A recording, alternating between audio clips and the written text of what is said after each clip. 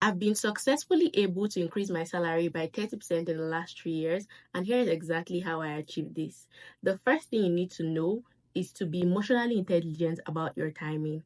So, when it comes to timing, there are two things you need to think about. So, think about your company's raise and budget cycle, and think about a time that coincides with when you're achieving really well at work, and ensure that those two times coincide. Second thing you need to consider when you're asking for a raise is to know and demonstrate your value. So know your value within the company based on your skills and your accomplishments, but also know your market value. So know what people are generally paid across other companies and know what the average is. You also need to ask yourself if you've been able to meet and exceed expectations that actually show that you are worthy of a raise.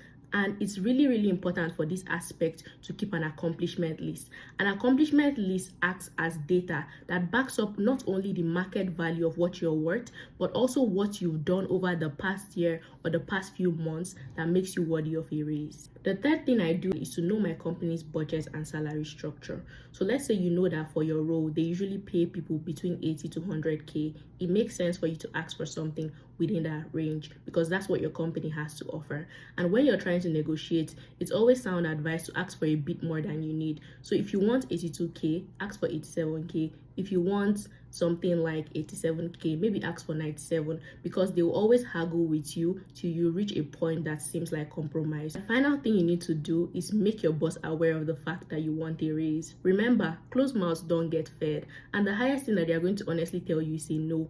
And when it comes to your career, that's literally something you need to get used to hearing, because either when it comes to a job or other areas, you will hear no sometimes, but dust yourself up and just ask your manager what you can do to actually get to the point where you achieve getting a raise, and a good manager will put you on the right plan. However, if you're in a place where you feel like you're not valued and they know your worth but they are not willing to pay you that worth, move to a different company.